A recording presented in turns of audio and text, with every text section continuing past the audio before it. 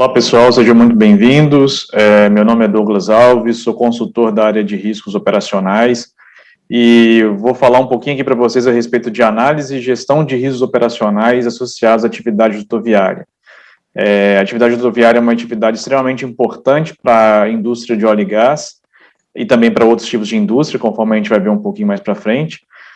E desde já eu agradeço aí o convite do professor Barra para participar aqui do Congresso Brasileiro de Engenharia da rede PD-IMAT, o ENGIE Brasil 2021, que esse ano, em função aí do contexto, né, que nós todos estamos vivendo, no formato online. Falando um pouquinho aqui a respeito do meu perfil, né, como o palestrante profissional vai fazer a apresentação, eu sou engenheiro químico formado na Universidade Federal de Minas Gerais em 2006, também possuo especialização em engenharia de processamento de petróleo pela UERJ, em avaliação e gerenciamento de riscos pela COP, UFRJ 2010, em engenharia de dutos pela Universidade de Newcastle da Inglaterra, um curso concluído em 2014, e finalizei meu mestrado em tecnologia de processos químicos e bioquímicos na UFRJ em 2013, e recentemente finalizei meu doutorado em sistema de gestão sustentáveis pela Universidade Federal Fluminense, agora em abril de 2021. Inclusive, minha tese foi focada nessa área de análise e gerenciamento de riscos de dutos de transporte. Trabalho como engenheiro de processamento na Petrobras há cerca de 15 anos, sempre desenvolvi minhas atividades na área relacionada a riscos industriais e tecnológicos. Atualmente eu pertenço à área de gestão integrada de riscos operacionais e desde 2018 eu atuo como consultor, como especialista nesse tema. Atualmente eu também sou membro da comissão de dutos do IBP, participo da coordenação da subcomissão de riscos em dutos, também sou membro da ABRISCO, que é a Associação Brasileira de Análise de Riscos, Segurança de Processo e Confiabilidade, e também participo como representante da minha empresa na ABNT em fóruns específicos da área de gestão de risco. É importante salientar que, apesar de eu ser um funcionário da Petrobras, essa apresentação ela expressa a minha opinião como especialista no tema e não necessariamente a opinião da Petrobras, como a empresa na qual eu trabalho. A apresentação, falando aqui a respeito do sumário, ela vai passar pelos seguintes tópicos. Primeiro, a gente vai fazer uma introdução e falar um pouquinho a respeito dos principais conceitos que permeiam essa apresentação como um todo, falar da relevância do tema de análise e gerenciamento de riscos operacionais relacionados à atividade rodoviária. Vamos falar também a respeito das principais causas básicas de falhas em dutos terrestres, para a gente entender um pouco como que essas falhas podem gerar consequências às pessoas, ou ao meio ambiente, ou à própria indústria, a própria empresa operadora de dutos. Falar um pouco, obviamente, dessas consequências, que podem se resultar a partir das falhas nos dutos. Falar também da metodologia Boltai, que é uma metodologia de análise de risco que vem sendo cada vez mais aplicada, não somente na atividade rodoviária, mas na indústria de óleo e gás como um todo, e que se baseia na identificação e análise das barreiras de prevenção e de mitigação que nós possuímos, no caso da atividade rodoviária, para prevenir a ocorrência dos acidentes e, caso ele ocorra, para mitigar o impacto relacionado às suas consequências, e também falar a respeito de uma ferramenta de análise quantitativa de riscos aplicada a dutos, principalmente para se analisar o risco imposto ao público externo, às comunidades vizinhas às faixas de dutos terrestres, e que é uma ferramenta utilizada aí no licenciamento ambiental no Brasil. Primeiro, contextualizando o tema, como eu falei anteriormente, a atividade rodoviária ela é extremamente importante para a cadeia da indústria de óleo e gás. Os dutos são verdadeiras artérias que interligam os ativos responsáveis tanto pela produção de óleo, do óleo cru, transportando esse óleo para ativos relacionados ao recebimento, armazenamento e entrega do óleo para outros ativos de produção de derivados de petróleo. Então, os dutos participam dessa transferência do óleo cru até os terminais aquaviários e dos terminais até as refinarias, e das refinarias, a partir do processamento desse óleo cru, os derivados eles são entregues para outros terminais terrestres para depois serem distribuídos também através de dutos, né? E a própria parte de gás, ela também, de gás natural, ela também, o gás natural também é transportado, assim como óleo cru, a partir dos poços produtores de gás, né, de óleo e gás, e depois para as unidades de processamento, e depois para o consumidor final, no caso do gás natural, né. Aqui em cima a gente tem uma figura que a gente mostra de forma mais específica cada um dos tipos de dutos, né, conforme eles são classificados pela literatura. Então, inicialmente nós temos aqui a produção do óleo e gás a partir dos poços produtores, né, as linhas de coleta, os dutos de coleta, transferem esse produto, né, o petróleo cru e o gás, extraídos a partir dos poços, para as unidades de processamento, né, onde tanto o gás natural quanto o próprio petróleo vai ser processado, beneficiado. Posteriormente, nós temos os dutos de transporte, que vão transportar esse fluido, seja o gás, seja os derivados do petróleo, ou até mesmo o petróleo a partir dos terminais aquaviários, para outras instalações específicas, dependendo da cadeia, se é uma cadeia de derivados de petróleo líquidos ou de gás natural. Geralmente são dutos que transportam esses fluidos a alta pressão e com grandes diâmetros, né, e a grandes distâncias, né. E especificamente para o caso de dutos de gás natural, a gente ainda tem as linhas de distribuição,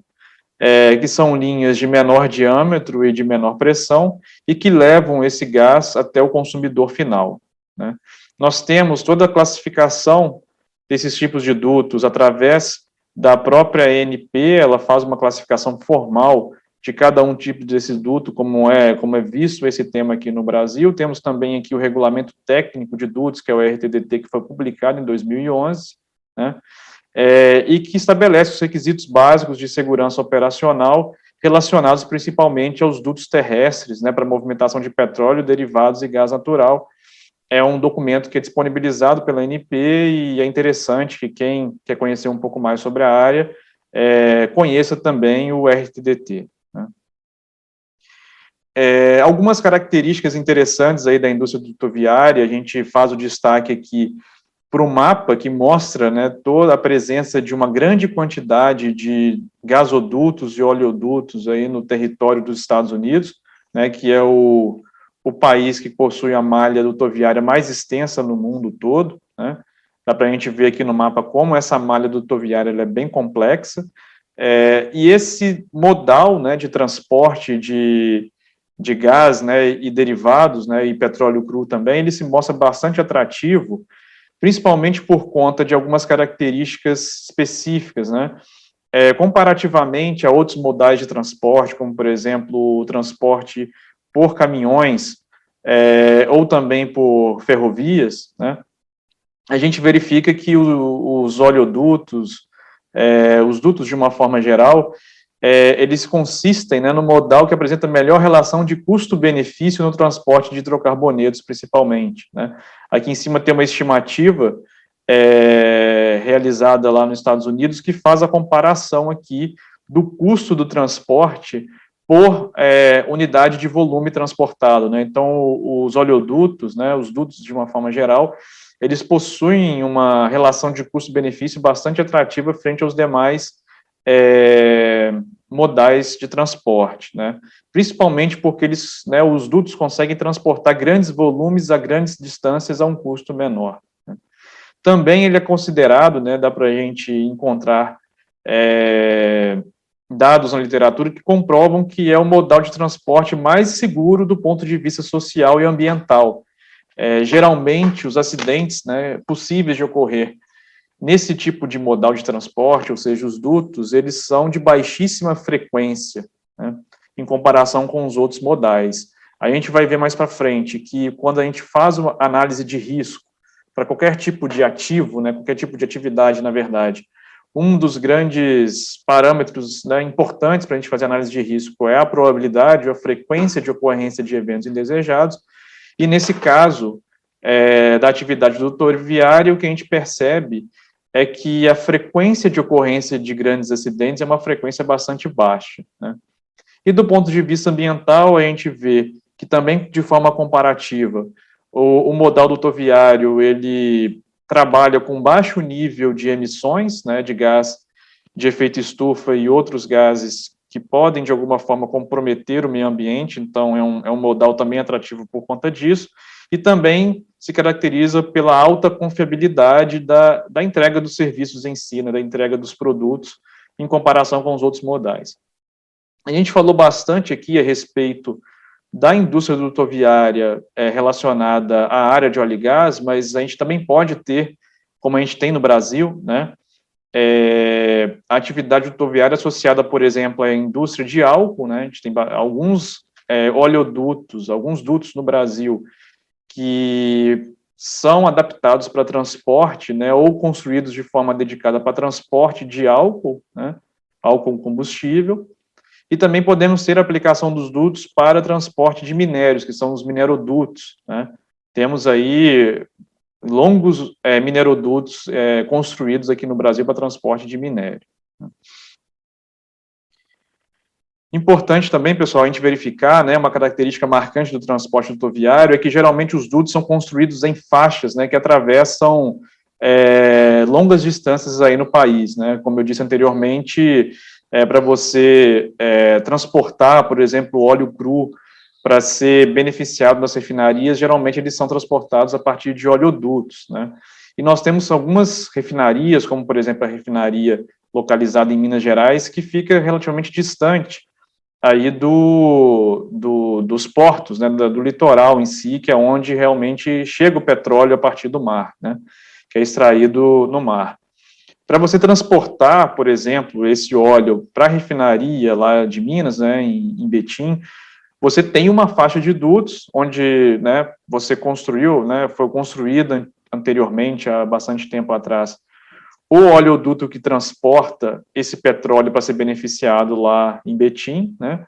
assim como você tem também outros dutos, né, como os dutos de gás para transporte de gás natural. Isso tudo é construído em uma faixa, né, que é uma área de terreno dedicada para construção e posteriormente para manutenção e operação desses oleodutos, né, e em função dessa faixa passar em regiões, né, que podem ser adensadas com presença de pessoas e também com presença de ecossistemas sensíveis, é extremamente importante que a gestão do risco operacional associada a essa atividade seja feita de forma adequada, né. Então, os dutos, eles vão aí, em alguns momentos, passar por áreas onde a gente tem presença de comunidades, presença de áreas de reserva ambiental e outras áreas semelhantes,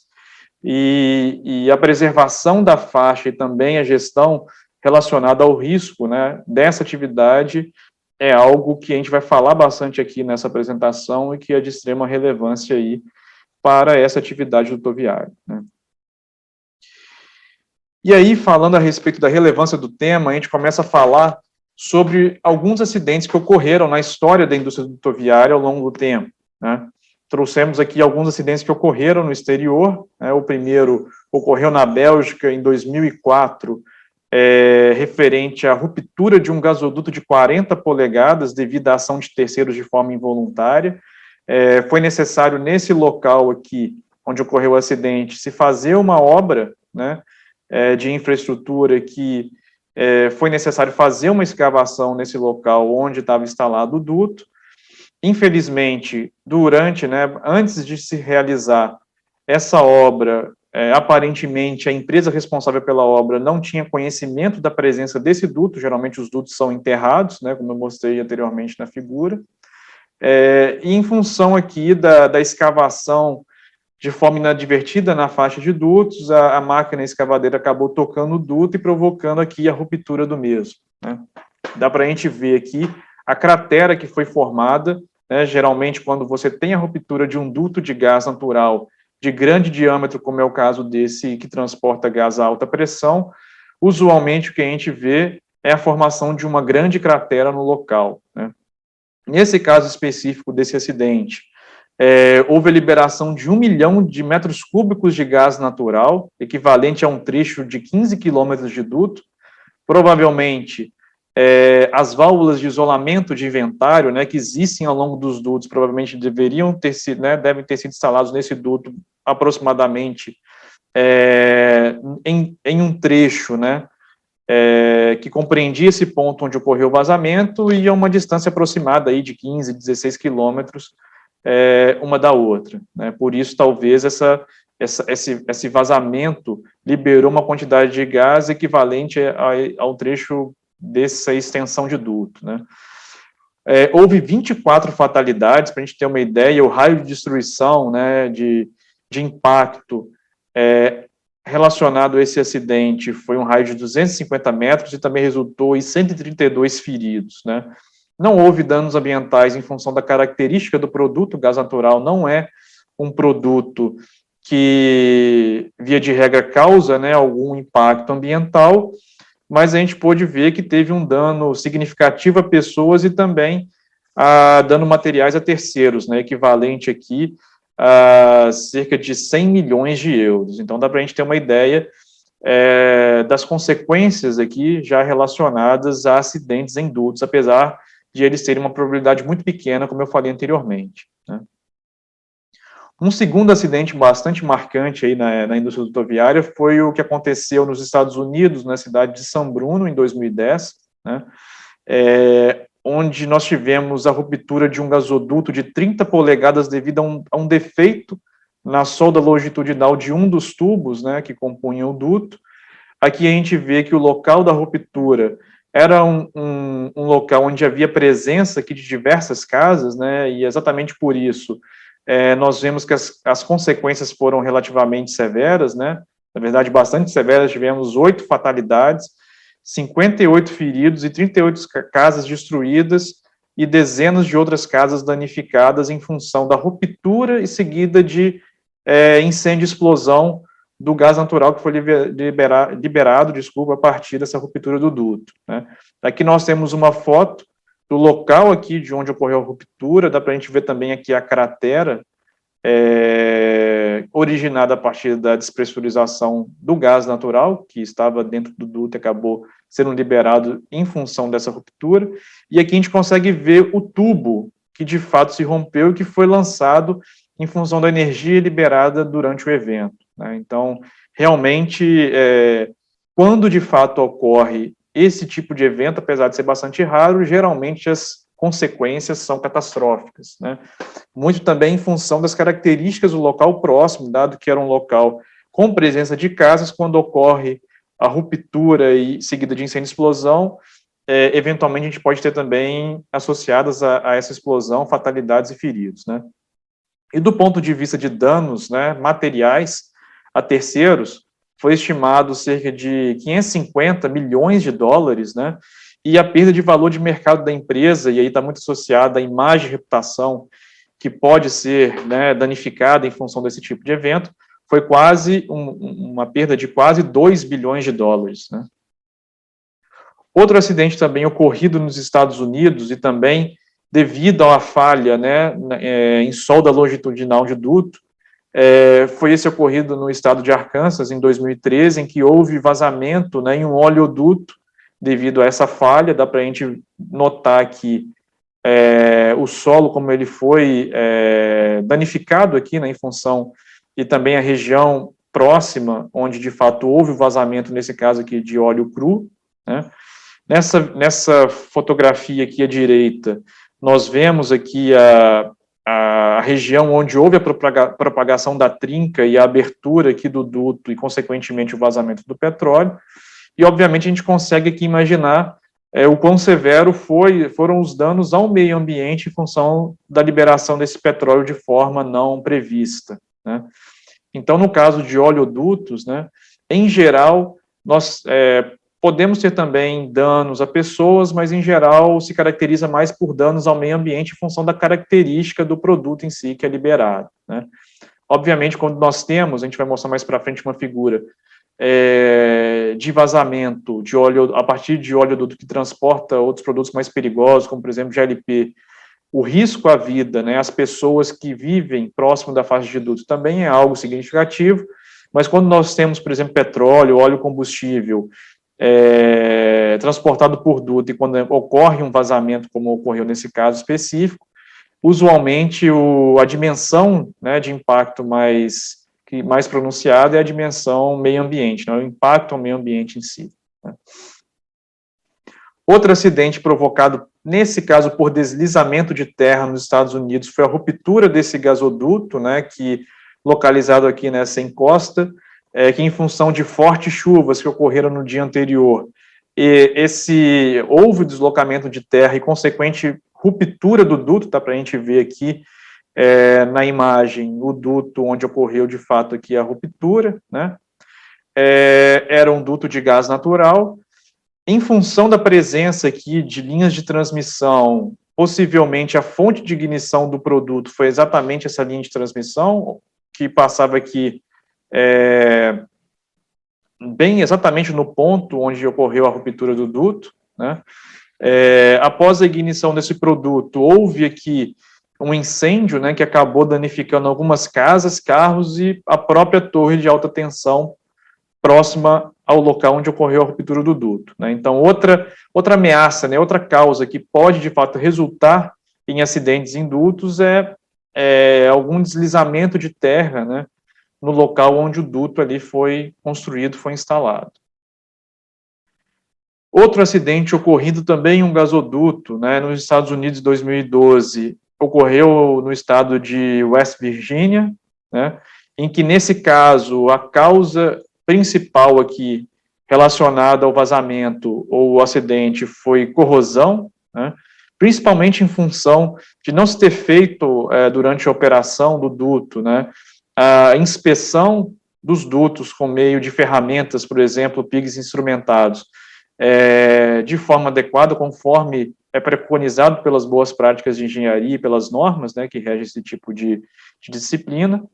É extremamente importante que essas inspeções sejam feitas exatamente para detectar ao longo do duto possíveis presenças, né, de perda de material que caracteriza a corrosão tanto interna quanto externa do duto, que pode fragilizar a parede do duto e causar vazamentos, sejam pequenos vazamentos ou até ruptura do duto, como foi nesse caso aqui específico. Dá para a gente ver que, em função da ruptura do duto, houve também a ignição do produto seguido de incêndio, né? E nesse caso específico, a região não era tão adensada assim, mas havia a presença de algumas casas que acabaram sendo danificadas e destruídas aí, e também houve dano aqui à estrada próxima, né? Do local aqui do acidente em si. Então, corrosão é uma outra ameaça extremamente importante de ser monitorada ao longo da operação de gasodutos e oleodutos durante a vida útil desse tipo de ativo, né? Também temos aqui um fenômeno relativamente recente, que se tornou uma ameaça bastante importante para a segurança, né, da atividade rodoviária no mundo como um todo, e que já vem sendo gerenciada e controlada na maior parte dos países onde elas ocorrem, né, que são as derivações clandestinas. Basicamente, são furtos que ocorrem diretamente nos dutos, né, de propriedade dessas empresas operadoras, né, em que os miliantes aqui, eles têm como objetivo furtar, de fato, o combustível e vender, de alguma forma, no mercado ilegal, né. Obviamente, esse tipo de atividade é totalmente ilegal e tem que ser tomadas medidas para evitar que esse tipo de coisa aconteça, né. Nesse caso específico, no México, em 2019, nós tivemos um grande acidente provocado por esse tipo de atividade. Aqui à esquerda, a gente vê o jato de produto que foi originado a partir de uma tomada, né, de um furo proposital que foi feito do duto para fins de furto, né. Essa tomada clandestina acabou, né, resultando nesse jato de produto aqui, gasolina nesse caso, que é extremamente inflamável, né. Dá para a gente ver a quantidade de pessoas que, independente do risco associado à periculosidade da própria gasolina, acabou se aglomerando ali nas regiões próximas a essa tomada clandestina para furtar de fato o produto, né? E isso acabou, depois de algumas horas, né, resultando em um grande acidente devido à ignição do produto e ocasionando mais de 100 fatalidades a partir desse tipo de atividade ilegal, né? Temos, é interessante que eu vou mostrar mais para frente, que esse tipo de atividade, ela ainda ocorre de forma descontrolada no México. Nós temos uma quantidade muito grande de derivações clandestinas ocorrendo ainda nos dias de hoje no México de uma forma geral, porém, esse tipo de atividade não se restringe apenas em países de desenvolvimento, como, por exemplo, o Brasil, a Colômbia ou a Nigéria, né? Temos também esse tipo de atividade clandestina ocorrendo em países desenvolvidos, como os países europeus, e existe uma quantidade de recursos, né, bastante grande sendo despendida por essas empresas operadoras que são vítimas desse tipo de atividade, para poder coibir que esses miliantes continuem, né, fazendo esse tipo de atividade, colocando em risco as pessoas, né, o meio ambiente e a própria continuidade operacional e a imagem e reputação da empresa, né, operadora.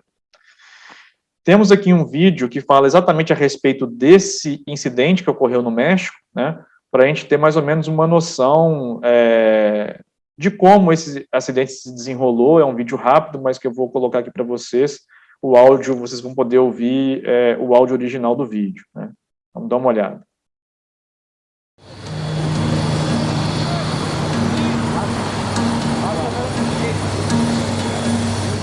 Explosión con cientos de personas alrededor, si no es que miles. Así es. Según los videos que hemos podido tener, primero de nuestra... Aqui a gente consegue ver o jato de produto a partir da tomada da derivação clandestina, né? Várias pessoas ali, cerca de centenas de pessoas, tentando capturar o produto, e depois da ignição em si, a gente teve o incêndio, né? Que provocou as fatalidades. Estaba también aquí, vino por gasolina y cuando estuvo la explosión mi hermano estaba adentro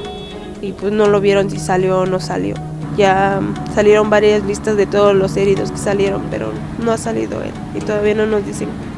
otra cosa. Había cientos de gentes sacando gasolina de la que se derramaba del tubo. Y la imprudencia, porque pues sabemos que la gasolina es algo muy explosivo. Como eran jóvenes, no midieron el peligro.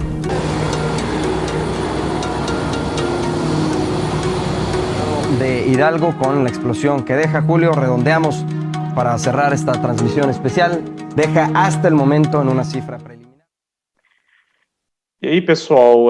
alguns comentários, né? Primeiro que esse vídeo ele foi relativamente recente, logo depois do acidente em si, então ele aponta ali cerca de 60, 70 pessoas que acabaram sofrendo, perdendo a vida, né? Mas depois, né, do desenrolar do evento de uma forma completa, né, foi verificado que mais de 100 pessoas acabaram morrendo, né, em função desse incêndio que ocorreu lá no México, né? Outra questão é essa foto que mostra aqui o quão, né, tenta evidenciar o quão crítico é essa atividade lá nesse país, no México em si. Isso é um tubo, né, que compõe aí um duto, e aqui são as derivações clandestinas, né, que os miliantes fizeram ao longo do tempo para furtar petróleo ou derivados de petróleo de uma forma geral, né? Então dá para a gente ver o quão crítica é a situação no México. No Brasil, a situação ela é bem mais controlada. Temos estatísticas da ANP que mostram que esse número ele cresceu, né, nos últimos anos, estabilizou em 2018, 2019, e a tendência agora é de queda, muito em função, como eu falei anteriormente, de todo o esforço que vem sendo feito pelas empresas operadoras de dutos para coibir esse tipo de atividade, né?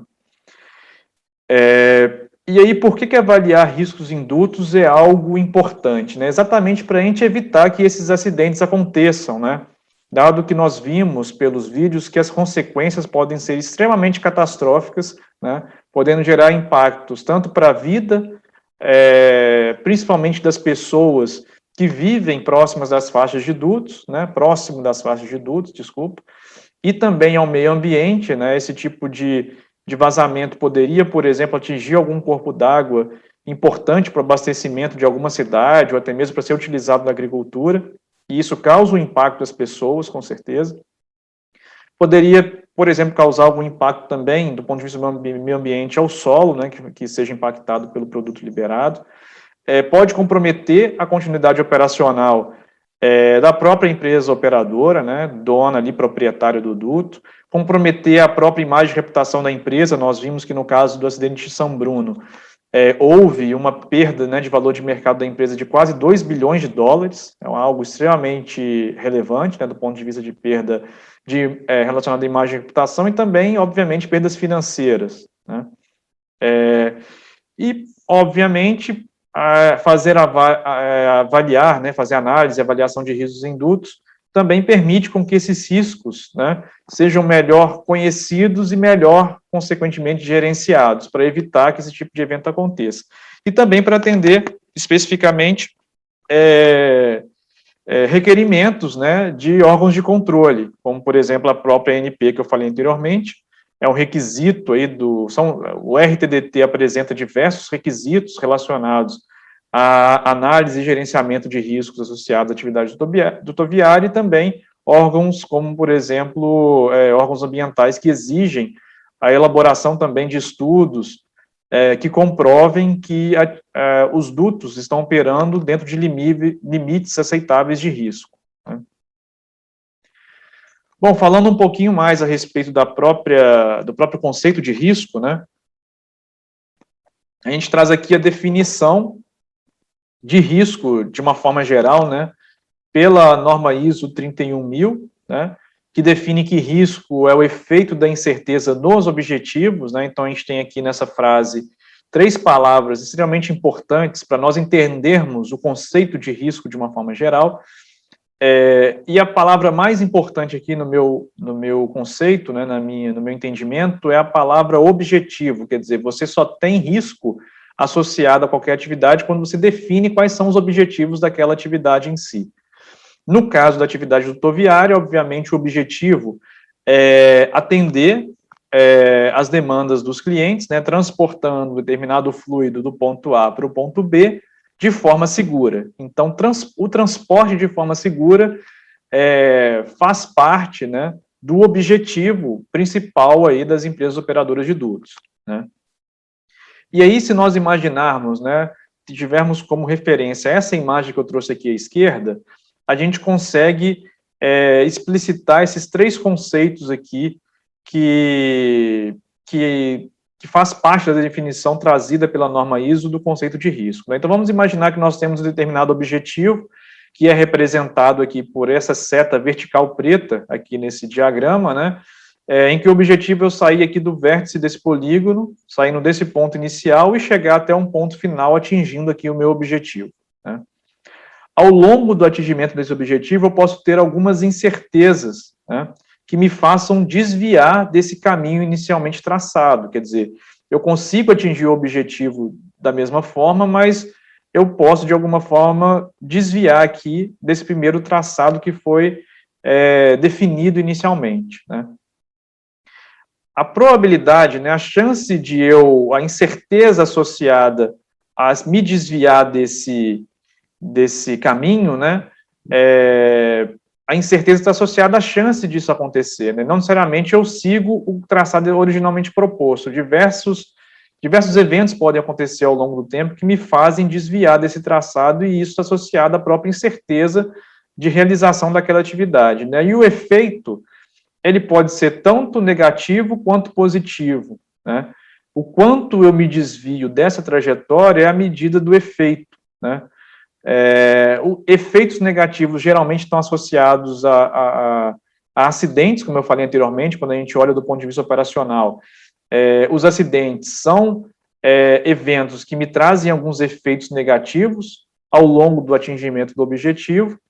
mas eu também posso ter algumas oportunidades, né, eventos que me trazem alguns efeitos positivos ao longo do atingimento desse objetivo, né, que obviamente não vão estar associados a acidentes, mas podem estar associados a outros eventos, né, a outras oportunidades que podem ser identificadas ao longo do tempo pelas empresas operadoras de dutos, né. Via de regra, quando a gente fala de risco, quando a gente fala de acidentes, os efeitos são sempre negativos. Uma definição mais clássica que a gente encontra na literatura, O risco, ele é função da probabilidade ou da frequência de ocorrência de determinados eventos, né, com a sua consequência, que geralmente está associada ao impacto, né, o quão severos são as consequências, a gente consegue medir através dos impactos, né, e a associação da probabilidade e da consequência associadas a esses eventos é o que a gente chama de risco, né. Então, de uma forma mais formal, o risco é uma função da probabilidade de ocorrência de uma ou mais ameaças no comprometimento do atingimento do objetivo e das suas respectivas consequências, né. Falando de alguns outros conceitos também importantes que vão permear aqui a nossa apresentação, a gente tem o conceito de ameaça, né, que é algo que possui capacidade de causar danos, nesse caso aqui da atividade dutoviária, a gente tem ação de terceiros, corrosão e derivação clandestina, que nós falamos anteriormente que são as causas, né, de acidentes em dutos que pode causar danos patrimoniais às pessoas e ao meio ambiente, por exemplo. As consequências são os próprios efeitos decorrentes da concretização ou materialização daquela ameaça, né, que aí a ruptura do duto, por exemplo, levando a incêndio, explosão, poluição ambiental, ou as próprias perdas financeiras, também são exemplos de consequências. A probabilidade ou frequência é a medida da chance de ocorrência de um determinado evento, como, por exemplo, eu posso ter uma medida de frequência, né, de ocorrência de determinado evento, ele ocorre 2 vezes por quilômetro de duto por ano, então, como o duto é um ativo linear, eu geralmente expresso a frequência tanto por unidade de tempo, mas também por unidade de distância, né, de comprimento, na verdade, e o risco é a probabilidade ou a frequência de uma ou mais ameaças resultarem naquela determinada consequência que eu estou analisando, que pode ser, por exemplo, a ocorrência de fatalidades, né? Então, a chance, por exemplo, de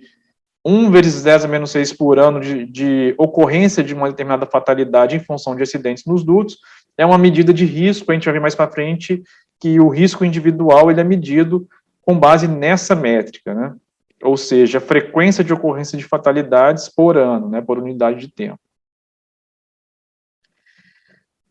Algumas formas da gente expressar o risco, né, quando a gente faz, por exemplo, a análise qualitativa de qualquer tipo de ativo, né, do ponto de vista operacional, a gente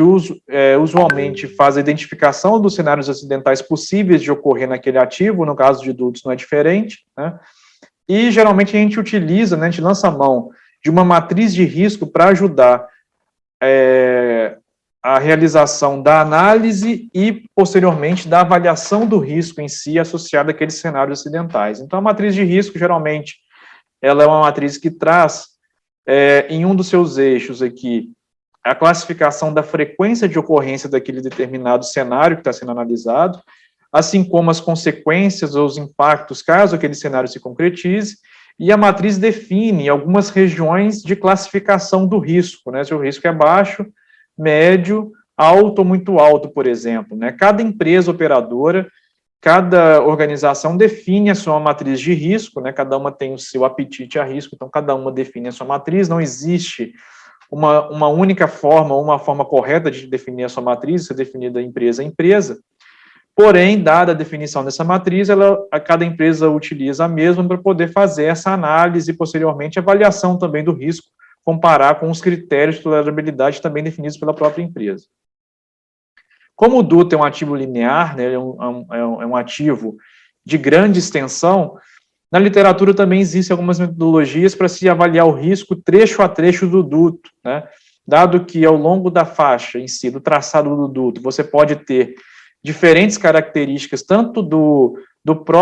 das próprias circunvizinhanças, né, você pode ter em determinadas regiões áreas rurais e em outras áreas urbanas, então o risco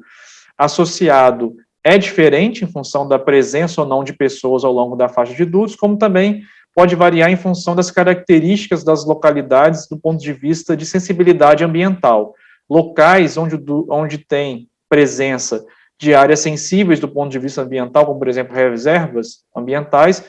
o risco ambiental associado é maior em comparação com áreas rurais, por exemplo, né? E também você pode ter diferenças ao longo do traçado do duto, né, do ponto de vista da integridade do duto em si, né? Então, essa classificação do risco, né, que a gente está representando aqui por diferentes cores, dos diferentes trechos que compõem ali o traçado do duto, podem ser estimados tanto em função da probabilidade de ocorrência do evento, que aí pode estar associado, por exemplo, à integridade do duto, né, que varia ao longo do traçado do duto, como também pelas diferentes características das regiões que são atravessadas pelo duto, seja por conta da presença ou não de pessoas, né, de comunidades, seja por conta, por exemplo, da presença de áreas sensíveis. E aí eu consigo definir por meio de índices de risco se aquele trecho específico do duto, se ele está, o risco é considerado alto, médio ou baixo, por exemplo, né? E isso é uma ferramenta extremamente importante para eu poder identificar quais são as áreas de maior risco e direcionar recursos para que aquele risco seja tratado de forma adequada para aquelas áreas de maior risco em si, né? Falando agora um pouquinho a respeito das ameaças ou das causas de falhas em dutos, a gente tem algumas ferramentas importantes para se fazer análise estatística a respeito desses eventos, né? Uma ferramenta extremamente importante aplicada não só à indústria dutoviária, mas a qualquer tipo de indústria, análise histórica, através de bancos de dados de falha, nesse caso aqui de dutos, né? A gente tem algumas referências aí na literatura que nós podemos lançar mão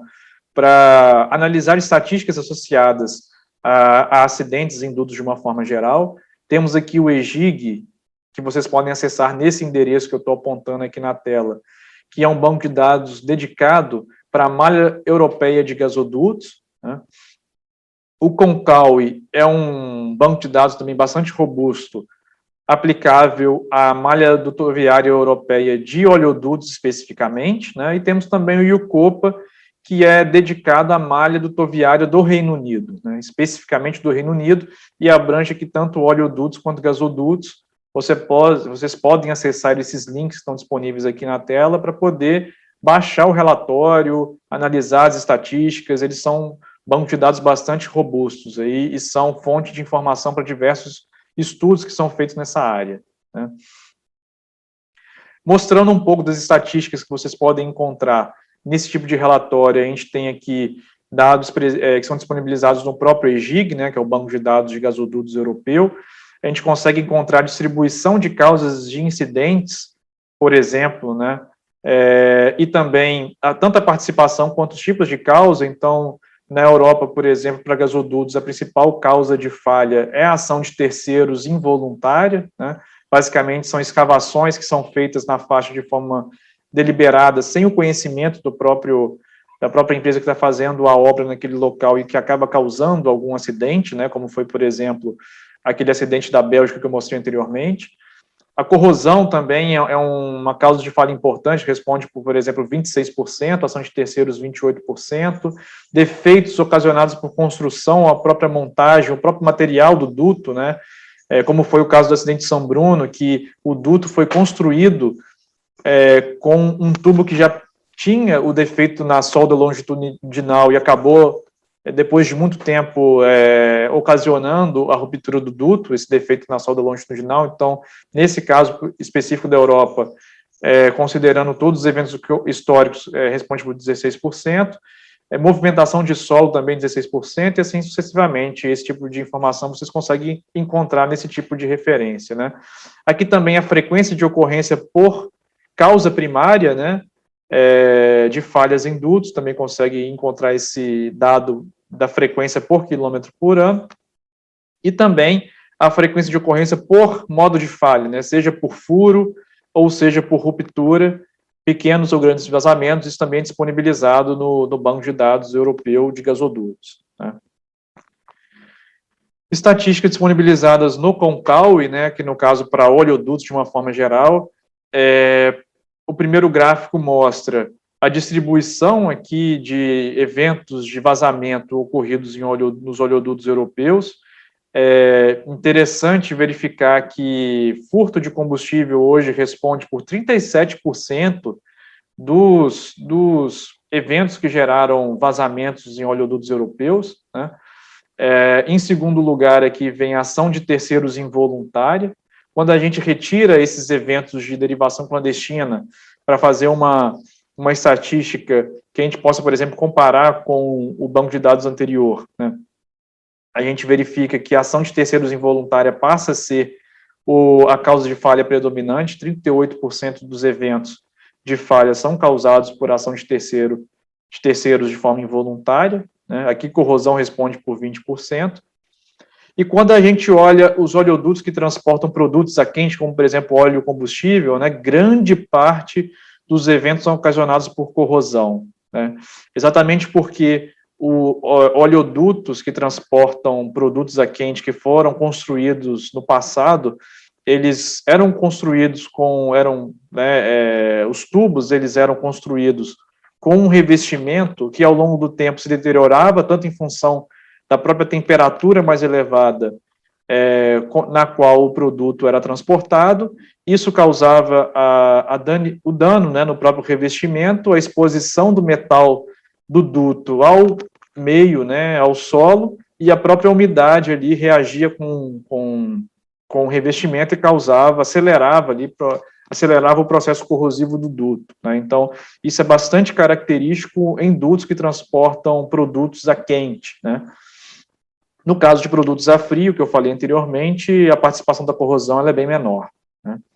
E a taxa de falha, quando a gente compara com o banco de dados anterior, ela é da mesma ordem de grandeza, excluindo aqui os eventos de derivação clandestina, é da ordem de 1 × 10⁻⁴ por quilômetro por ano, né? Quando a gente inclui os eventos de derivação clandestina, esse número já cresce uma ordem de grandeza em função da frequência de ocorrência desses eventos na Europa, que já vem caindo, a gente vai mostrar um pouco mais para frente, mas como essa estatística leva em consideração os 5 últimos anos, a gente ainda tem aqui a influência desse tipo de evento nessa estatística, né? E a gente também tem algumas estatísticas aqui específicas do Brasil, que foi inclusive derivada aqui do meu trabalho de doutorado, que eu falei anteriormente, né? Esses dados, eles estão publicados aqui nesse paper, que vocês podem baixar aí na internet, né, caso tenham acesso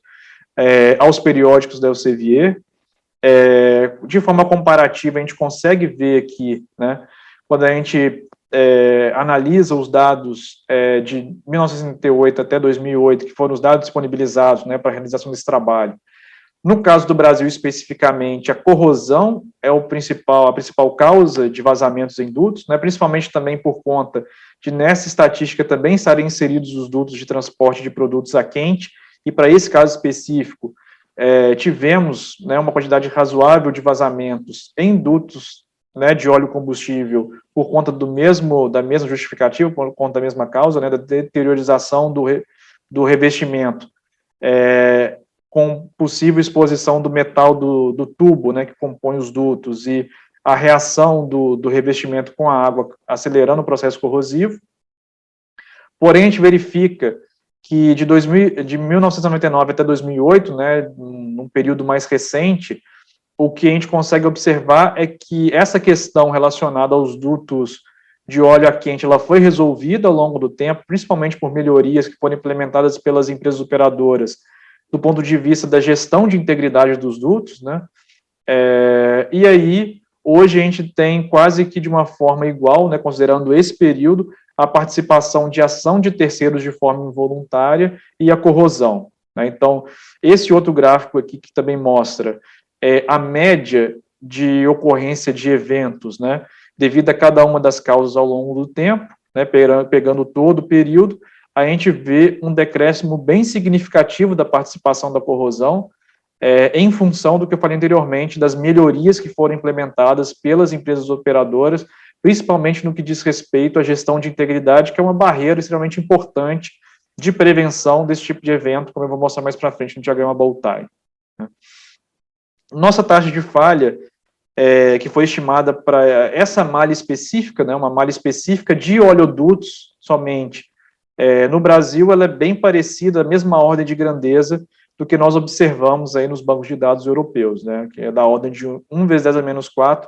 ocorrências por quilômetro por ano. Nesse caso específico, nós temos os dados até 2008, né, não é um dado tão recente assim, mas a ordem de grandeza, quando comparada com os dados, né, desse mesmo período nos outros bancos de dados, fica com a mesma ordem de grandeza, né. Aqui no caso das derivações clandestinas, também pegando os dados do CONCAL, e a gente vê que a partir dos dados a gente corrobora aquela ideia de que esse tipo de evento também ocorre em países desenvolvidos, como é o caso da Europa, né? Então, desde 2010, a gente veio observando um acréscimo aqui da frequência de ocorrência de derivações clandestinas na Europa de uma forma geral até 2015, né, e pelo mesmo motivo, né, em função da melhoria, né, do combate a esse tipo de evento na Europa, o que se observa foi um decréscimo ao longo do tempo, né. Então, diversas medidas foram tomadas pelos operadores de dutos europeus para prevenir e para evitar que esse tipo de evento continuasse ocasionando aí vazamentos dos dutos europeus. No caso do Brasil, né, estatísticas disponibilizadas pela ANP, a gente vê que a gente teve um acréscimo significativo ali de 2016 para 2017, houve uma estabilização em 2018, e a partir de 2019 nós observamos uma queda, né, nessas estatísticas relacionadas aos eventos de derivação clandestina. Muito também em função do combate, do recurso dispendido por operadores de dutos no combate desse tipo de atividade ilegal. Falando um pouco sobre as consequências, a gente já falou bastante a respeito, né, mas só reforçando o conceito, então as consequências relacionadas a acidentes em dutos estão associadas aqui a danos à vida, né, às pessoas que eventualmente moram ao lado dessas faixas de dutos e que podem ser impactadas em função de vazamentos seguidos de incêndio e explosão. Essa figura aqui embaixo mostra como que ficou uma região que foi recentemente impactada em função de uma derivação clandestina no México, né, em um duto de GLP, que é um produto extremamente perigoso, né. Infelizmente, houve aqui uma derivação clandestina numa região urbana. O GLP é um produto transportado líquido, mas que quando exposto à pressão ambiente despressuriza, né, e troca de fase, e por isso ele é tão perigoso, né. E aí, em função da formação de uma nuvem inflamável de GLP nessa região que acabou encontrando uma fonte de ignição, acabou ocorrendo um incêndio seguido de explosão e diversos danos, tanto a pessoas quanto danos patrimoniais ocorreram em função desse acidente, né. Então, consequências relacionadas à vida e também patrimoniais podem ocorrer em função de acidentes ocorridos em dutos, né. Temos também aqui danos ao meio ambiente, como eu falei anteriormente. Isso aqui é uma foto de um evento ocorrido no Brasil no início da década de 2000, em que houve derramamento de petróleo em um corpo d'água, né, e aqui realmente isso causa um dano ao meio ambiente bastante significativo, e também a imagem e reputação da própria empresa, né. Perdas patrimoniais, via de regra, também resultam em perdas financeiras, né. Essa perda financeira também pode estar relacionada à imagem e reputação em função da perda de valor de mercado da empresa, dada a ocorrência desse tipo de evento, né. Bom, e a gestão de riscos operacionais, né, ela vem exatamente para tentar prevenir com que esse tipo de evento ocorra na malha rodoviária de uma forma geral, que pertencente a uma determinada empresa operadora, e também para mitigar esse tipo de evento, né. E essa gestão, ela pode ser feita, por exemplo, a partir de gestão de barreiras, que são sistemas físicos ou ações humanas, fundamentadas em procedimentos específicos, né, ou controles administrativos, que por si só possuem a capacidade de prevenir ou mitigar eventos indesejados, né. Então, essas duas palavrinhas aqui são extremamente importantes na gestão do risco. Prevenir está associado à redução da probabilidade de ocorrência do evento indesejado, que no caso é o vazamento de produto perigoso a partir dos dutos, né, e mitigação está associada à redução dos impactos das consequências possíveis de desdobrar a partir desse tipo de evento, como nós mostramos anteriormente as possíveis consequências, né. O modelo do queijo suíço proposto pelo James Reason, em 1990, permite com que a gente visualize melhor como que a gestão de barreiras pode auxiliar na gestão de riscos operacionais de uma forma geral, e nesse caso específico da atividade rodoviária, né. Vamos imaginar que nós tenhamos aqui, né, e via de regra nós realmente temos, diversas barreiras de prevenção e de mitigação, exatamente para evitar ou mitigar esse tipo de evento, né, indesejado nos nossos dutos, né. Então, diversas barreiras, tanto de sistemas físicos como ações humanas, né, ou barreiras de gestão, podem ser implementadas no sistema de gestão de risco operacional das empresas operadoras, né, exatamente para tentar evitar com que as ameaças, né, se desdobrem ao longo aqui da evolução dos eventos que podem chegar até as consequências, evitando a ocorrência dos acidentes, né. Então, as barreiras, elas existem, né, existem in place, né, tanto no próprio local ali das faixas de dutos, como no próprio sistema de gestão da empresa operadora. Vou cortar aqui e vou passar novamente aqui para esse slide, a explicação desse slide, tá? Por favor, faça a correção nessa parte da apresentação. Então, pessoal, a gestão de riscos operacionais, ela pode ser realizada a partir, por exemplo, da gestão de barreiras, né? Que é um conceito bastante desenvolvido na área de segurança de processo e que a gente consegue trazer aqui para a gestão de riscos operacionais para auxiliar da gestão desses riscos associados à atividade rodoviária, né? Então, as barreiras são sistemas físicos e ações humanas fundamentadas em procedimentos específicos ou em controle administrativos, que por si só possuem a capacidade tanto de prevenir a ocorrência de eventos indesejados, como por exemplo os acidentes, ou mitigar as suas consequências, como nós falamos anteriormente aqui na apresentação, né? E o desejável é que nós tenhamos diversas barreiras, né, implementadas no nosso sistema de gestão de riscos operacionais, e que essas barreiras contribuam para prevenir com que as ameaças, diversas ameaças que a gente já falou anteriormente, e que a gente vai explicitar no diagrama voltar mais para frente, né, que essas ameaças possam se concretizar nas consequências, né. O modelo do queijo suíço, né, proposto pelo James Reason em 1990, permite que a gente consiga, de forma ilustrativa, entender como que essas barreiras funcionam, né. Então, as barreiras são representadas nesse modelo do queijo suíço a partir dessas fatias, né, que analogamente a gente entende como as fatias do próprio queijo suíço, né, que tem esses buraquinhos aqui, que são exatamente as degradações que as barreiras podem sofrer ao longo do tempo, né. Então, um conceito importante é que essas barreiras, né, que são esses sistemas físicos ou ações humanas ou ações de gestão, elas não são perfeitas, elas podem se degradar ao longo do tempo, né, e que nós, no nosso sistema de gestão, devemos ter ações que nos permitam identificar quando essas degradações ocorrem nessas barreiras,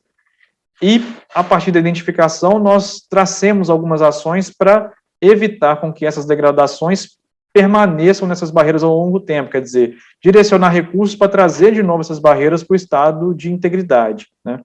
E esse monitoramento das barreiras pode ser feito a partir de indicadores, né? E o desejável é que esses indicadores sejam tanto indicadores proativos, ou seja, indicadores de processo, que eu consiga monitorar meu processo de gestão dessas barreiras ao longo do tempo, e a partir da identificação da degradação dessas barreiras,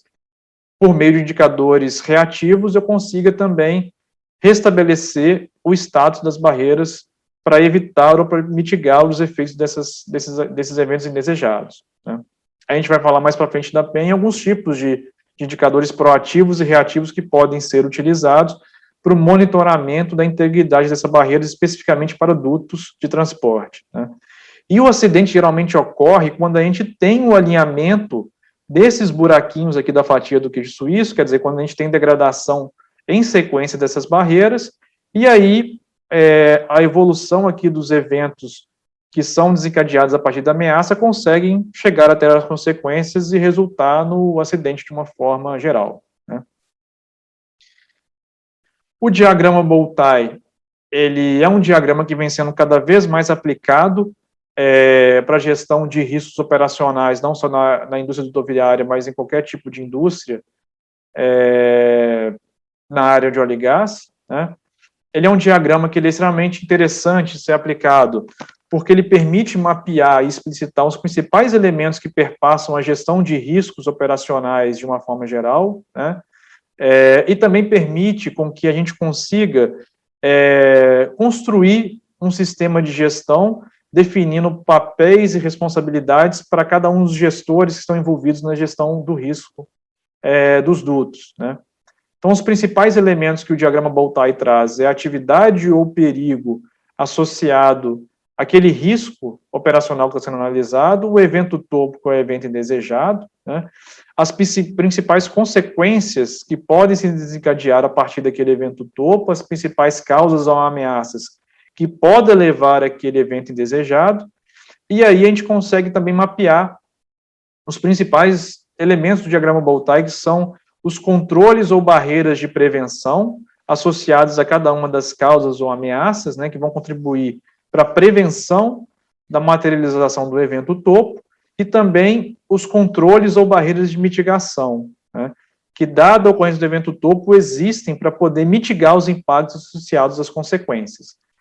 Temos também aqui os fatores de escalonamento, ou fatores de degradação, que são condições que contribuem para a degradação dessas barreiras, né, e também os controles de degradação ou controles de escalonamento, que são controles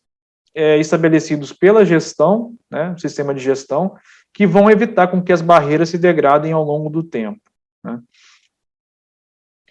Aqui nós temos um diagrama Boltai especificamente construído para dutos de transporte, que também foi um resultado aqui da minha tese de doutorado, a qual vocês podem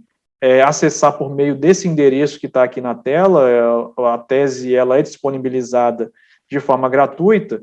e a gente consegue explicitar aqui tanto a atividade, né, que é o transporte de produtos perigosos por dutos terrestres, que é a atividade fim aqui da indústria dutoviária, o evento topo, que é a perda de contenção primária, o evento que eu quero evitar, que são vazamentos que podem ocorrer a partir dos dutos. Temos também aqui as consequências possíveis, que são impactos às pessoas, impactos ao meio ambiente, impactos ao próprio patrimônio de terceiros e o patrimônio próprio, por exemplo, né? E também as diversas ameaças que foram elencadas com base tanto naqueles bancos de dados internacionais que eu mostrei anteriormente, quanto também pelo conhecimento de diversos especialistas da área de dutos do Brasil, né? Então, nós temos aqui corrosão como sendo uma grande ameaça para a ocorrência de vazamentos em dutos, defeitos de material, fabricação e montagem, falha de equipamentos, interferência externa, que pode ser tanto voluntária, que é o caso de ação de terceiros para furto de combustível, como involuntária, que são escavações de forma deliberada na faixa de dutos, operações incorretas que também podem resultar em vazamentos, e forças da natureza que basicamente são relacionadas àqueles eventos de deslizamento de terra, né, e outras forças da natureza que foram mapeadas no trabalho, né. E aqui a gente tem as barreiras de prevenção, né, que existem no nosso sistema de gestão para evitar que essas ameaças resultem aqui no vazamento, e temos também as barreiras de mitigação, né, para mitigar os impactos associados às consequências. Quando a gente dá uma olhada, né, nesse diagrama, a gente vê que gestão de integridade e manutenção preventiva perpassa quase todas as ameaças, né? Então, são barreiras extremamente importantes para evitar que os vazamentos aconteçam.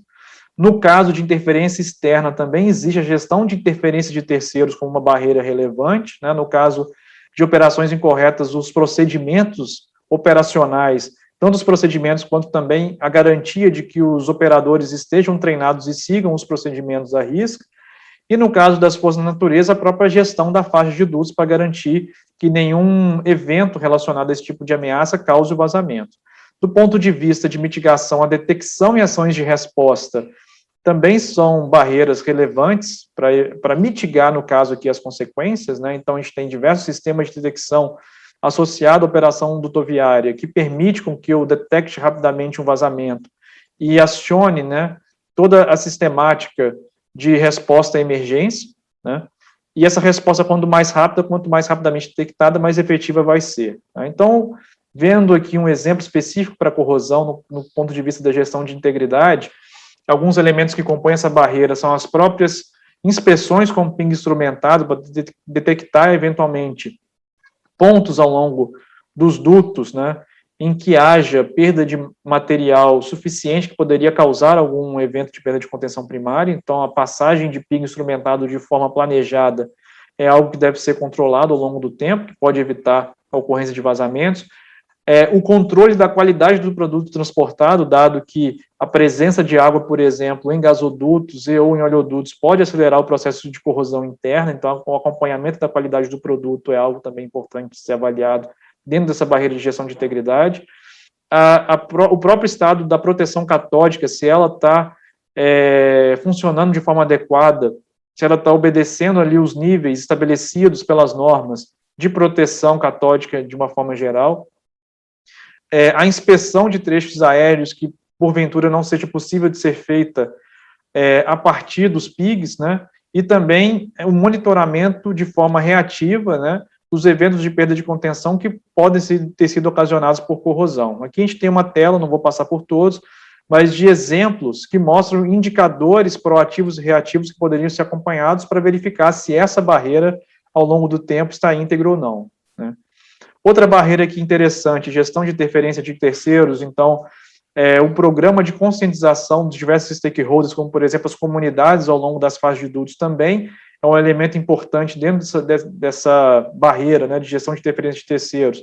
para evitar com que haja alguma ação que provoque algum vazamento no duto, né, pela própria comunidade, ou a própria comunidade ajudar a identificar ações deliberadas nas próprias faixas, né, e comunicar os operadores de forma preventiva, evitando com que alguma ação provoque um vazamento. Expensão de marcos demarcatórios da faixa que existem para poder alertar a existência da faixa ao longo ali do traçado do duto, né, o acompanhamento se a vigilância aérea ou terrestre das faixas estão sendo realizadas de forma conforme planejado, e também de forma reativa monitorar eventos indesejados devido à ocorrência de interferência externa, né. Gestão da própria faixa para evitar que forças da natureza resultem em vazamentos no duto. A gente tem a própria inspeção da faixa para provavelmente identificar alguma anomalia na faixa que exige alguma manutenção, algum reparo, né, e identificação e tratamento de desvios encontrados ao longo da faixa para também evitar que os vazamentos aconteçam, né. De forma reativa aqui, uma barreira de mitigação, nós temos aqui o sistema de detecção de vazamentos, fazer o teste nesses sistemas para garantir que eles vão funcionar quando de fato os vazamentos porventura aconteçam, e verificar se esses sistemas são efetivos, quer dizer, em casos de vazamentos pequenos, de fato o sistema ele consegue detectar, saber de fato o quão efetivo é esse sistema para que ele seja de fato confiável, né.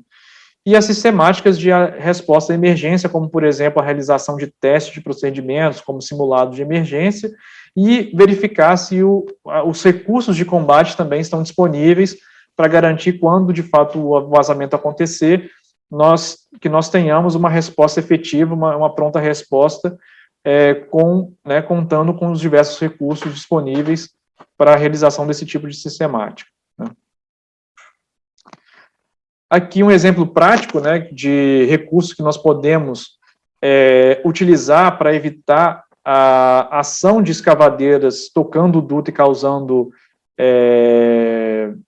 acidentes nas faixas de dutos, né. Então, nós temos como opções a realização de vigilância aérea e inspeção de faixa, que eu falei anteriormente, que faz parte ali da barreira de gestão de interferência de terceiros,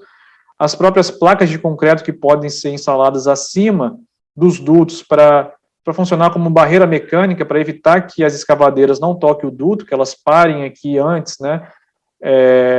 quando tocam aqui as placas de concreto, e evite o toque no próprio duto, né, causando vazamento. Sinalização enterrada nas faixas, para que, de fato, quando ocorra a escavação, seja alertada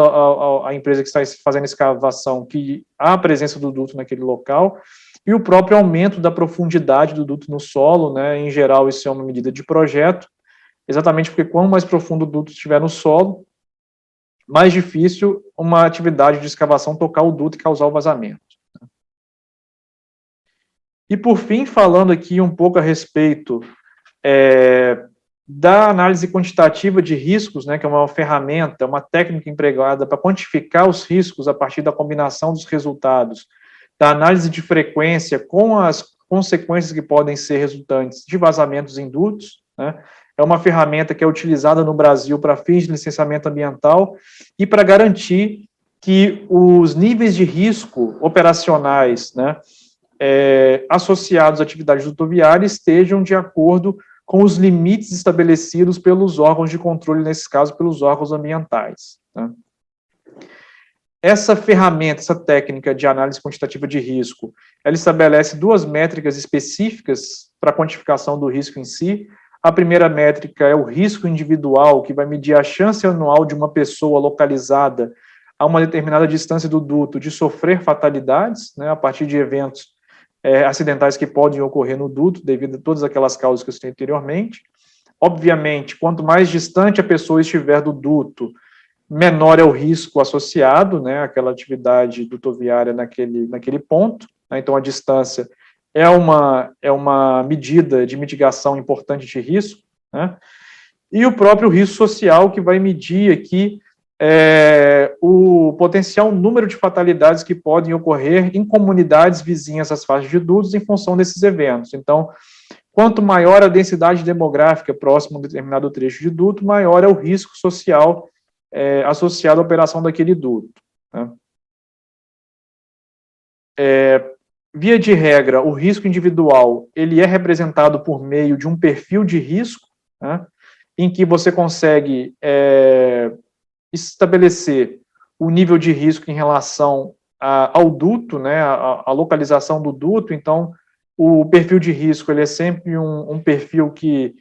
de forma transversal ao duto, quantifica esse nível de risco a cada distância, né, a uma determinada distância em relação ao eixo do duto. Então, se nós imaginarmos que o duto está localizado aqui no eixo aqui do gráfico, no ponto zero, o nível de risco é máximo ali em cima ali da geratriz do duto, e o quanto mais eu me afasto, tanto para a direita quanto para a esquerda do duto, o nível de risco vai reduzindo ao longo da distância, né? E aí, obviamente, o órgão ambiental estabelece níveis associados níveis de tolerabilidade de risco associada a essa métrica para dizer se aquela atividade ela está adequada àqueles critérios estabelecidos ou não. E temos também as curvas de risco social, que vai aqui quantificar o número de fatalidades possíveis de ocorrer, e isso, em função dos acidentes, isso é função da densidade demográfica nas proximidades daquele trecho de duto específico que está sendo analisado, e também, né, considera aqui a frequência acumulada de ocorrência daqueles eventos para definir aqui a curva de risco social, né. Os critérios de tolerabilidade são definidos pelos órgãos reguladores, exatamente porque esse tipo de risco, ele é um risco involuntário, né, que as pessoas, né, os órgãos ambientais, eles definem que esse risco associado à atividade dutoviária relacionado às pessoas que vivem ali, às comunidades que vivem nas proximidades da faixa de dutos, ele é um risco involuntário exatamente porque quem assume o risco é a pessoa, mas quem recebe o benefício não é somente a pessoa, é também a própria sociedade, a própria empresa que está transportando aquele produto por aquele duto, né? E dado que ele é classificado como um risco involuntário, ele é necessário uma terceira parte para poder definir quais são esses critérios de tolerabilidade de risco, e isso é definido pelos próprios órgãos de controle, no caso, os órgãos ambientais, né? Aqui a gente tem alguns critérios que são estabelecidos por órgãos ambientais brasileiros, no caso aqui, tanto o órgão ambiental paulista, que é a CETESB, né, o órgão ambiental de São Paulo, quanto também o IBAMA. Existem critérios tanto para risco individual quanto para risco social, e basicamente o conceito que está por trás desses critérios é a definição de 3 regiões de tolerabilidade de risco: uma região de risco intolerável, acima da qual o risco, ele de fato é considerado não tolerável, e medidas são obrigatórias de serem implementadas para trazer minimamente o risco para a região de risco, a região intermediária, que é a região ALARP, né? A segunda região ALARP, propriamente dita, que é uma região intermediária em que medidas de prevenção e de mitigação devem ser implementadas, avaliando-se o custo-benefício das mesmas, né, só devem ser implementadas caso o custo-benefício seja positivo, né, e uma região inferior, que é a região de risco tolerável, em que medidas adicionais não são necessárias, né. E isso, o mesmo conceito dessas 3 regiões de tolerabilidade é aplicado tanto para risco individual quanto também para risco social, né. E aí o risco é avaliado da forma como que está sendo representado aqui nesses 2 gráficos, né? Se a curva de risco individual, perfil de risco, ela adentra a região de risco intolerável, que é essa região acima dessa linha tracejada preta, o risco é dito não tolerável ou intolerável. e obrigatoriamente medidas devem ser implementadas de redução de risco para que o duto continue operando, e isso é representado aqui pela linha vermelha. Se o risco for semelhante aqui à linha amarela, né, o perfil de risco amarelo, em que essa linha, né, esse perfil adentra a região intermediária, você tem que fazer análise de custo-benefício de medidas para poder serem implementadas, aquelas que são viáveis serem implementadas, elas obrigatoriamente devem ser implementadas para redução do risco, e curvas, né, perfis como esses que estão representados pela curva verde, eles estão inteiramente dentro da região de risco tolerável, aqui abaixo dessa linha tracejada azul, então não é necessário implementar nenhuma medida de redução de risco, você pode continuar operando o duto de forma contínua, né? E o mesmo conceito é aplicado para as curvas de risco social. Se a curva se localizar, mesmo que parcialmente, na região aqui superior, acima da linha tracejada preta, o risco é dito intolerável. Na região intermediária, como é o caso aqui da curva amarela, você tem que estudar medidas, né, implementá-las desde que a relação de custo-benefício seja positiva. E abaixo da região delimitada pela curva tracejada azul, o risco é dito tolerável e nenhuma medida adicional é necessária de ser implementada. Mostrando aqui como que medidas de prevenção, né, podem ser implementadas e como que isso se reflete nas curvas de risco. A gente trouxe aqui o exemplo da placa de concreto, como a gente mostrou anteriormente, é uma medida de prevenção que evita com que máquinas escavadeiras toquem o duto, causando vazamentos e, consequentemente, incêndio e explosão, né? A gente tem algumas normas, como, por exemplo, a norma britânica PD 8010-3, que traz o quão efetivo de forma numérica, né, através de fatores de redução de risco, o quão efetivo esse tipo de medida é para a redução do risco, e aí a gente consegue quantificá-lo, né, tanto do ponto de vista de risco individual quanto de risco social, a situação antes e depois da implementação da medida, mostrando de fato a efetividade da mesma na redução do risco, né. Então, via de regra, os próprios órgãos de controle, os órgãos ambientais, eles solicitam que os operadores, né, calculem o risco antes e depois da redução das medidas, com a aplicação das medidas, para evidenciar o quão efetivo é aquela medida de mitigação e de prevenção de risco, né. Por fim, a gente tem aqui a questão do adensamento populacional próximo das faixas de dutos, que é um tema bastante importante e que deve ser cada vez mais discutido, tanto no Brasil quanto também em outros países, né. Via de regra, quando os operadores de dutos constroem os dutos em si, eles constroem em regiões com baixa ou nenhuma densidade demográfica, exatamente para evitar os possíveis impactos ou consequências, né, caso ocorram vazamentos e, consequentemente, acidentes nos dutos, né, nas faixas de dutos. Porém, ao longo do tempo, essas localidades com baixa densidade demográfica podem se adensar se não houver um controle desse crescimento populacional próximo das faixas de dutos e, consequentemente, o risco associado àquela atividade dutoviária ele vai aumentar ao longo do tempo, né? Como nós vimos anteriormente, o risco social ele é proporcional à densidade demográfica próxima das faixas, consequentemente, quanto mais intensa for a densidade demográfica, maior é a chance de, caso ocorrência de um acidente, você ter o impacto das pessoas vivendo ali próximo das faixas de dutos, né? Então, em locais onde não há controle, né, desse crescimento populacional que a gente tem aqui no início da operação, né, logo após a construção do duto, até por conta da atuação dos órgãos de controle, essas faixas são instaladas, são construídas em regiões ermas, né, via de regra, porém, ao longo do tempo, quando vai ocorrendo um adensamento populacional de forma descontrolada,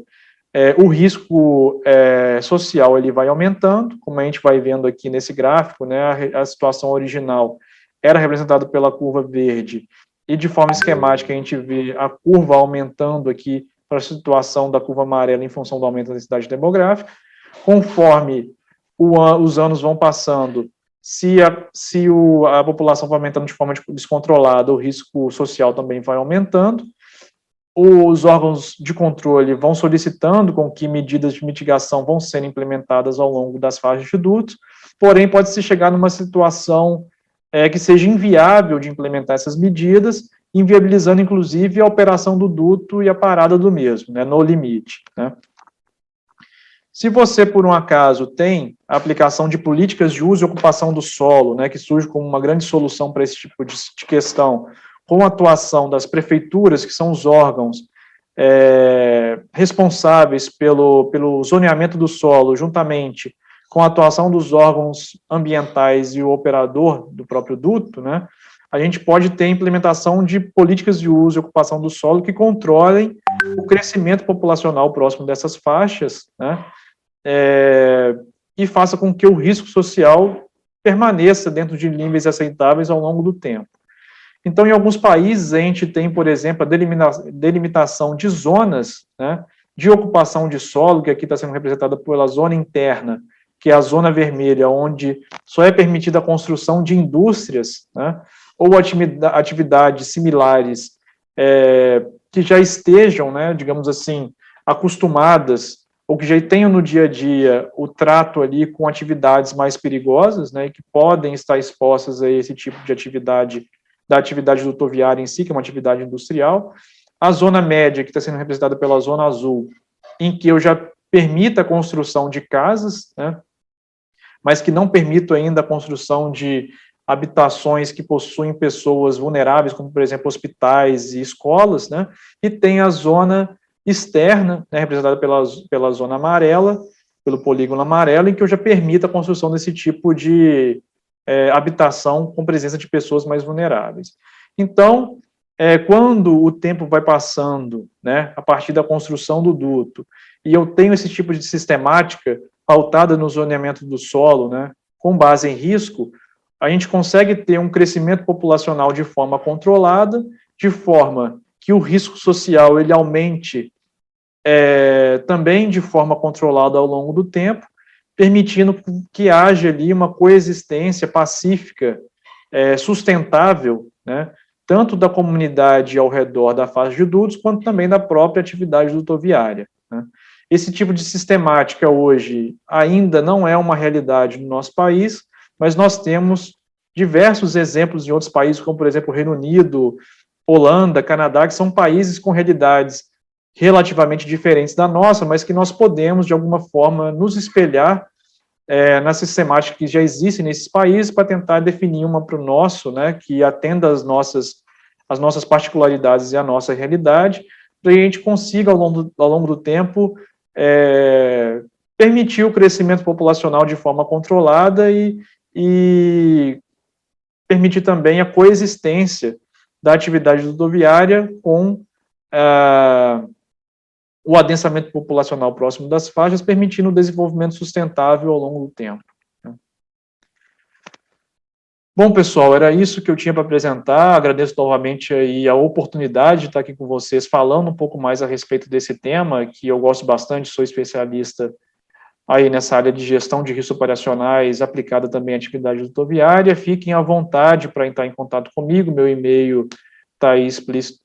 na tela, né, douglaschago@hotmail.com, e podem enviar dúvidas, comentários, feedbacks. Para mim vai ser bastante importante ter esse retorno de vocês a respeito dessa apresentação. Agradeço novamente o convite ao professor Barra por ter me cedido esse espaço aqui, e fico à disposição caso alguém tenha alguma dúvida. Muito obrigado.